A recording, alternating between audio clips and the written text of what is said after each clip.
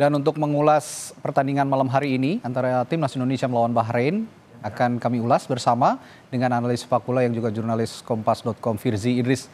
Halo Firzi, silakan. Malam hari ini sudah bergabung Firzi Idris. Apa kabar Firzi? Apa kabar? Semangat Optimis dong. Kalau dirimu sudah pakai merah, sebenarnya saya juga pengen yang merah-merah, tapi ya diwakilin sama dasinya aja dulu ya. Yang merah. Betul. Yang penting kita merahkan GBK. Kalau malam hari ini lawan Bahrain, kita flashback dulu deh dikit. Waktu lawan Bahrain, kita di Bahrain ya, waktu itu kita sebenarnya bisa menang ya. 2-1, tapi di menit-menit akhir ya ada drama sedikit bahwa perpanjangan waktunya yang sangat panjang. Banyak sebenarnya ya. Dramanya banyak sebenarnya. Cuman yang paling mencolok adalah ketika perpanjangan waktu sudah habis, wasit tidak kunjung meniup peluit. Tapi saya ingin menyoroti dulu pertandingan yang sepertinya mungkin agak sedikit berbeda di GBK ini. Dari kacamata Anda bahwa permainan Bahrain akan meningkat atau justru kita yang bisa ngegas Bahrain nanti nih? Ya, kayaknya akan ada sedikit dua-duanya ya, karena kita tahu Bahrain ini juga kekuatannya bertambah ya sejak kita menghadapi mereka ya di ronde terakhir ya. Terus Bahrain bisa menjadi juara Piala Teluk dalam perjalanannya, mereka mengalahkan Arab Saudi dan juga Irak di fase grup, terus lawan Oman mereka juga bisa menang di partai final. Ini prestasi yang luar biasa juga bagi mereka karena kedua kalinya Bahrain jadi juara Piala Teluk. Dan di sini kita juga harus melihat bahwa memang bagi para pemain ini kan memang ada motivasi lebih ya, terutama para penonton juga merasakan emosi yang luar biasa ketika menghadapi Bahrain. Tapi kredit juga ya diberikan Bahrain kepada PSSI, kepada masyarakat Indonesia yang telah menyambut dengan baik kehadiran mereka. Jadi ketakutan yang ada di sosial media itu tidak terbukti. Bagi itu luar biasa sekali kita membuktikan diri jadi masyarakat yang suportif ya, supporter yang dewasa juga terhadap bola. Benar. Nah, ini memang saya juga sempat tanya kepada Coach Patrick, apakah Coach Patrick sempat tahu nih seberapa dia tahu betapa arti pertandingan ini bagi para pemainnya gitu. Dan dia bilang, iya saya udah ngobrol, saya udah tahu kejadian di laga pertama, ini pertandingan krusial dan dia tahu what's at stake karena dia juga pasti menyadari bahwa target dia adalah ketika pertama datang adalah 4 poin, yaitu 1 di Australia yang dia tidak dapat, dan sekarang adalah mutlak dia mengejar kemenangan. Dan juga Marcelino mengatakan di konferensi pers sebelum laga bahwa kemenangan adalah harga mati. Mereka nggak mengejar seri, apalagi menatap kekalahan. Oke, ini ada sedikit cywar yang kurang mengenakan sebenarnya dari pelatih Bahrain.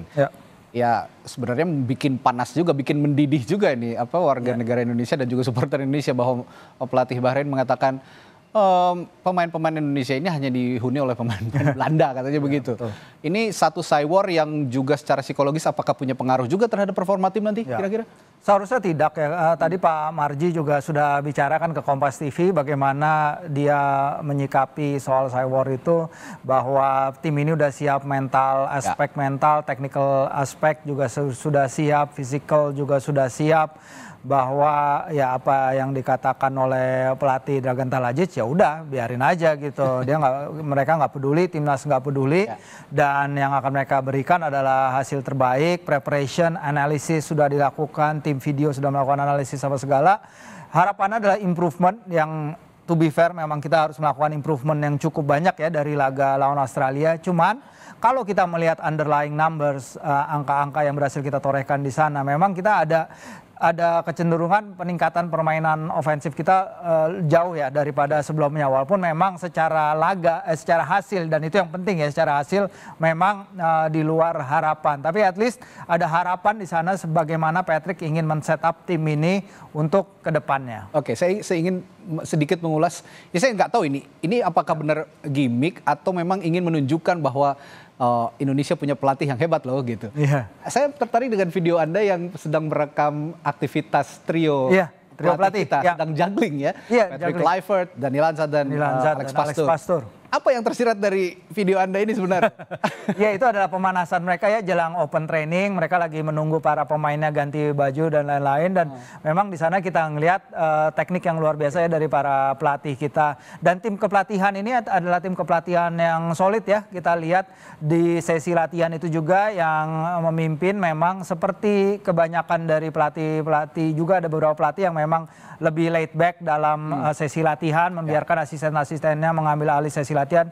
Dulu almarhum Alfred Riedel juga melakukan hal sama di timnas Indonesia, lebih banyak Wolfgang Pikal yang memimpin sesi latihan, dan pun sekarang Alex Pastor dan Denny Lanzat sebagai bagian dari tim teknik dan tim taktis. Pak Marji sudah pernah mengutarakan itu juga, bahwa memang latihan lebih banyak dipimpin mereka, which is sangat normal sekali. Dan Patrick sebagai pelatih kepala, dia sudah membagi-bagi tugasnya, dan Patrick juga pasti udah tahu apa yang mesti dilihat. Dia mengamati dengan baik pemain mana yang terlihat tajam di latihan, pemain mana yang mungkin harus bisa lebih ditingkatkan, dan ini adalah bukti bahwa ya tim kepelatihan kita harus meningkatkan juga para pemain, mentality terutama menjelang pertandingan nanti. Oke, Rawin supporter timnas nih.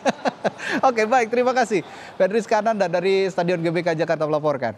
Firzi, kalau kita bahas sedikit supporter nih, statistik kita timnas Garuda di GBK dengan dukungan penuh supporter, bagaimana sejauh ini? Ya, tentu supporter memberikan dukungan luar biasa. Mereka adalah pemain ke-12 kita ya, seperti yang telah kita alami bertahun-tahun. Gelora Bung Karno, atmosfernya luar biasa.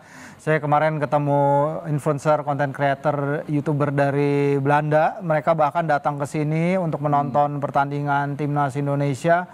Mereka mengakui atmosfernya second to none ya, luar biasa sekali stadion semegah ini, karena di Eropa sana kan nggak banyak ya stadion dengan kemegahan yang dimiliki oleh Gelora Bung Karno dengan dukungan supporter merah putih yang bisa menggetarkan siapapun yang bermain di sana. Dan harapannya itu tadi benar, kalau memang dukungan tetap akan dilakukan sampai peluit akhir, apapun yang terjadi di lapangan, jangan sampai ada ya itu ya, mungkin kalau misalnya amit-amit kondisi laga misalnya lagi tidak kondusif bagi timnas, tetaplah memberikan dukungan bagi para skuad Garuda, karena itu yang mereka perlukan dari para penonton yang hadir di stadion nanti, Radi. Ya, saya sepakat bahwa GBK ini cukup angker buat lawan-lawan kita di timnas ya. Betul. Dan GBK ini kalau nggak salah yang membangun sama dengan Stadion Luzhniki di Rusia ya. Iya, betul ya.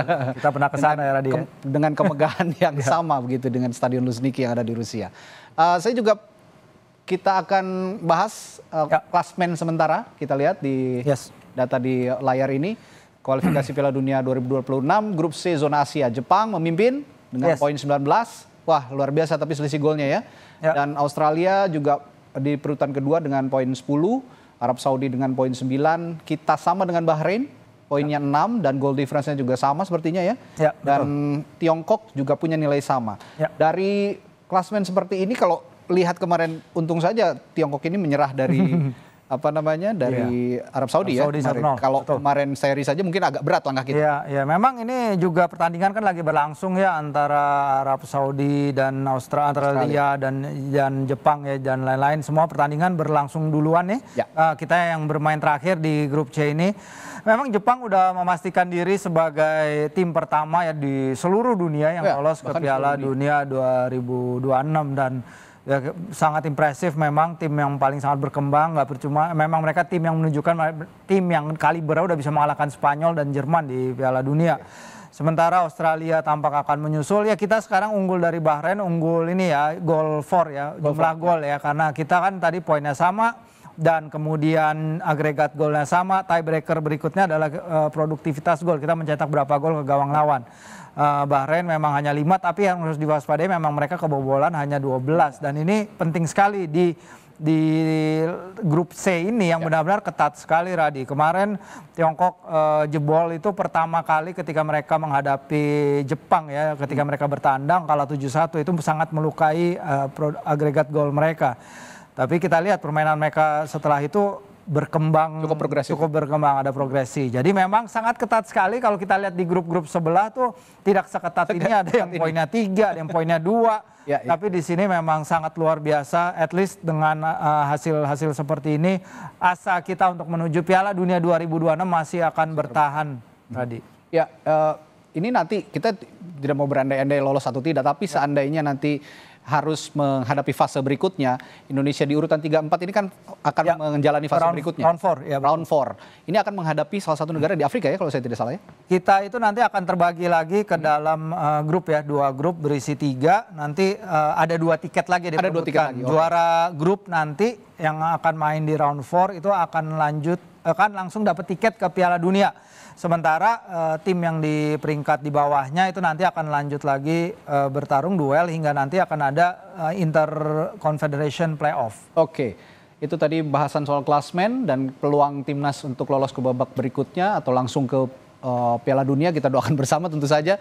Nanti setelah jeda saudara di Breaking News Kompas TV kita akan bahas juga formasi yang akan diturunkan oleh Coach Patrick Kluivert dalam laga melawan Bahrain malam hari ini. Tetaplah di Breaking News Kompas TV.